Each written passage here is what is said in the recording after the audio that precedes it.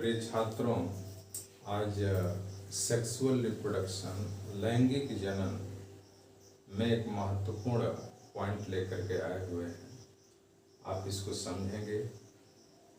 लैंगिक जनन क्या होता है, लैंगिक जनन से हम क्या समझते हैं, इसके बारे में चर्चा हम पिछले दिन किए थे। लेक्चर 4 के तहत आपको लैंगिक जनन की कुछ घटनाएं यानी कुछ इवेंट्स इन सेक्सुअल रिप्रोडक्शन, जब लैंगिक जनन होता है तो उससे संबंधित कुछ इवेंट्स होते हैं, कुछ घटनाएं होती हैं, उसकी चर्चा आज के लेक्चर में किया गया है।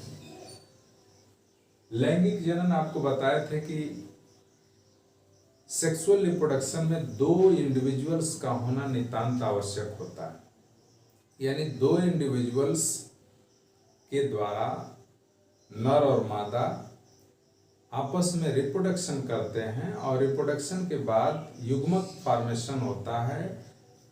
उससे जो है गैमेट बनते हैं और नर गैमेट मादा गैमेट दोनों का फ्यूजन होता है, फर्टिलाइजेशन होता है और फिर जाइगोट बनता है और जाइगोट के बाद एम्ब्रियो बनता है। एम्ब्रियो से नई संतान की उत्पत्ति होती है। तो लैंगिक जनन की कुछ घटनाएं जिसमें कि निषेचन के पूर्व की घटनाएं यानी फर्टिलाइजेशन यहाँ पे प्री फर्टिलाइजेशन इवेंट्स होती हैं, यानी निषेचन होने के पहले कुछ घटनाएं होती हैं, उसके बारे में जिक्र किया गया है। युग्मक जनन गैमेटोजेनेसिस, पहली जो घटना है उसको हम कहते हैं गैमेटोजेनेसिस, युग्मक जनन। गैमेटोजेनेसिस का तात्पर्य क्या होता है? युग्मकों के निर्माण, यानी गैमेट बनते हैं, युग्मकों के निर्माण विभेदन की प्रक्रिया को ही हम गैमेटोजेनेसिस कहते हैं। युग्मकों के निर्माण और कह रहा है कि युग्मकों के निर्माण विभेदन की प्रक्रिया को गैमेटोजेनेसिस कहते हैं। सेक्सुअल रिप्रोडक्शन के तहत सबसे पहला जो इवेंट्स होता है लैंगिक जनन के तहत, उसमें गैमेटोजेनेसिस क्रिया होती है। ठीक है, गैमेट फॉर्मेशन होना नितांत आवश्यक है। अर्धसूत्री विभाजन के परिणाम स्वरूप गैमेट बनते हैं जो हैप्लॉइड होते हैं। नंबर्स ऑफ क्रोमोसोम उसमें हाफ होता है, प्रत्येक गैमेट में हैप्लॉइड कंडीशन होती है। तो इस प्रक्रिया को युग्मक के निर्माण विभेदन की जो प्रक्रिया होती है, जो डिफरेंशिएशन होता है, जो मेल और फीमेल गैमेट बनते हैं, उसको हम गैमेटोजेनेसिस कहते हैं। अब बात करेंगे कि जो गैमेट्स बनते हैं, सपोज यहाँ देखिए ये आपका गैमेट बनता है, ये मेल बना और ये फीमेल बना, ठीक है, और ये मेल के अंदर बन रहा है, ये फीमेल के अंदर बन रहा है। तो ये भी अब मेल में 46 मनुष्य का ही ले लीजिए, ये 46 गुणसूत्र हैं, नर में और मादा में, दोनों में समान होते हैं। तो जब गैमेट्स बनेंगे तो ये गैमेट्स आपका स्पर्म बनेगा जिसमें गुणसूत्रों की संख्या n हो जाएगी। ये आपका अंड बनेगा जिसमें गुणसूत्रों की संख्या n होगी, अर्थात 23 होगी। ठीक है, तो इस तरह से गैमेट फॉर्मेशन में कह रहा है कि युग्मक जनन के तहत जो गैमेट बनते हैं वो कितने तरह के होते हैं। तो पहला है आइसोगैमेट्स यानी समयुग्मजी। आइसोगैमेट्स समयुग्मजी संरचना और कार्य में दोनों में समान होते हैं।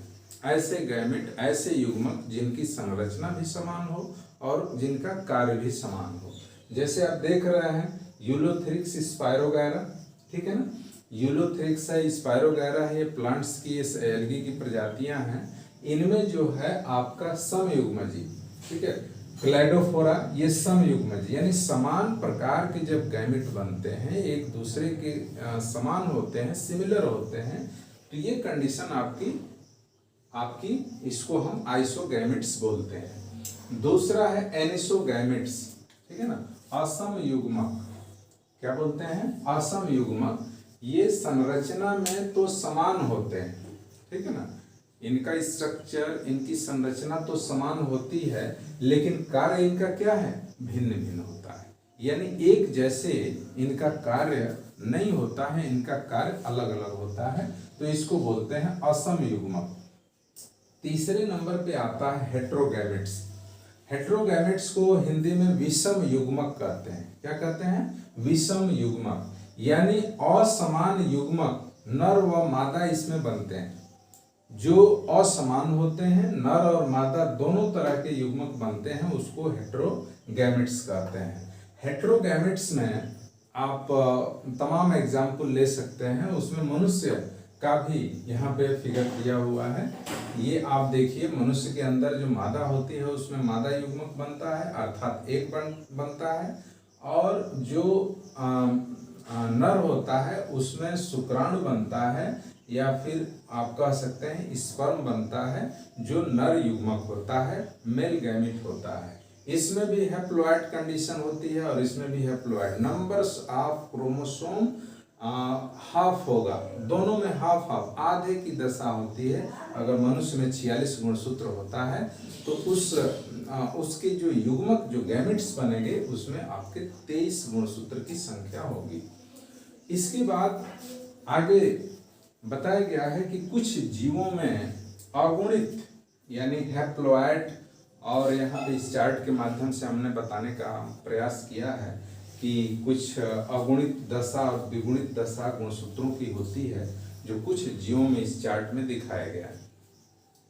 जीव का नाम इधर है, द्विगुणित और अगुणित ये संख्या दिखाया गया है।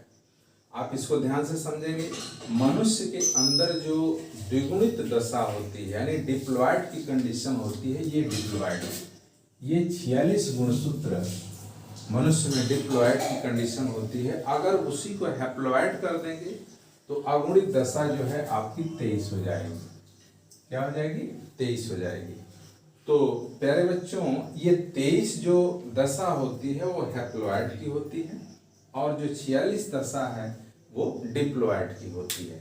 मनुष्य के अंदर है। इसके बाद घरेलू मक्खी है। घरेलू मक्खी में डिप्लॉइड कंडीशन 12 होता है, गुणसूत्र की संख्या 12 होता है, लेकिन अगर उसका हैप्लॉइड देखेंगे तो वो कंडीशन आपकी 6 हो जाएगी, यानी उसका ठीक आधा हो जाएगा। इसके बाद घरेलू मक्खी के बाद चूहा आता है। चूहा में डिप्लॉइड कंडीशन 42 होती है, हैप्लॉइड कंडीशन 21 होता है। कुत्ते में 78 डिप्लॉइड होता है यानी द्विगुणित दशा, और फिर हैप्लॉइड 39 होता है। इसके बाद बिल्ली के अंदर जो है 38 होता है, डिप्लॉइड और हैप्लॉइड 19 होता है। फल मक्खी में 16, ठीक है ना, 16 डिप्लॉइड की दशा होती है, और ये आपका 16 होता है, तो ये हो जाएगा हैप्लॉइड में 8 होगा, ठीक है।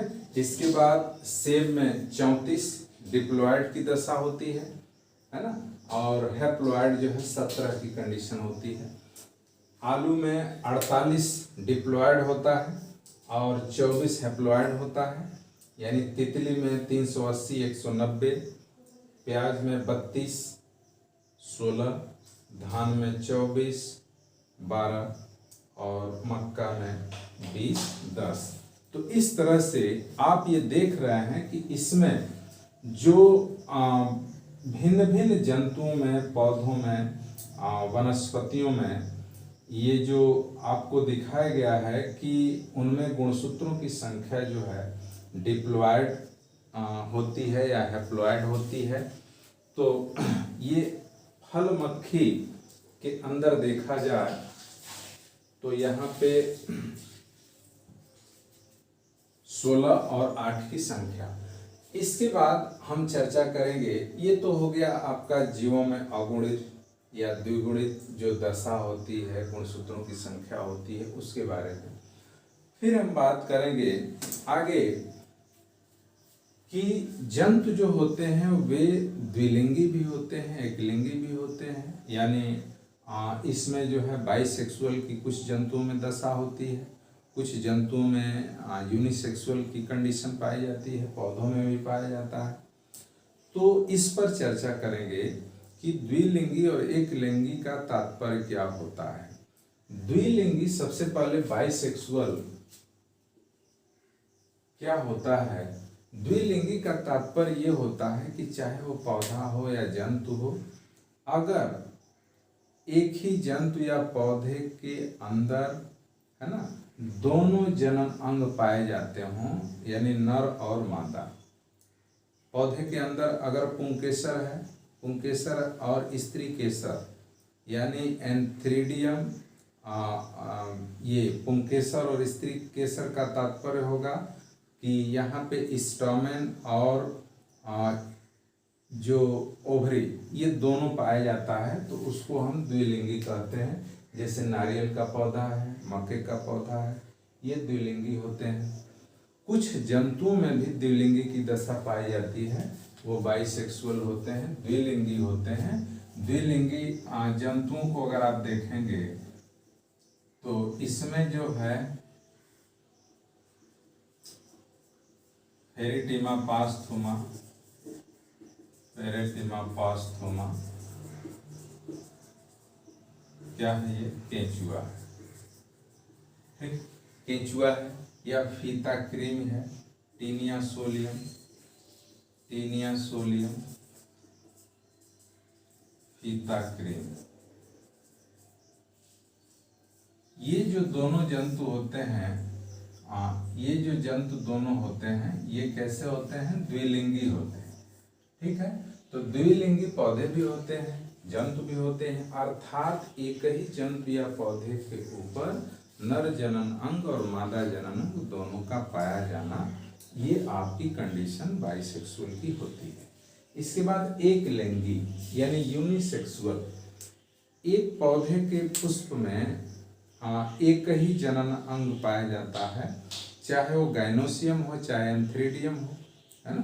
गाइनोसियम पाया जाता है और या फिर एंथ्रीडियम पाया जाता है, तो ये आपका एक लिंगी के तहत मार्केंसिया और लिवरवर्ट पाए जाते हैं। इनके अंदर जो है ये एक लिंगी या यूनिसेक्सुअल की कंडीशन होती है। मार्केंसिया में या तो नर जनन अंग होगा या मादा जनन अंग होगा।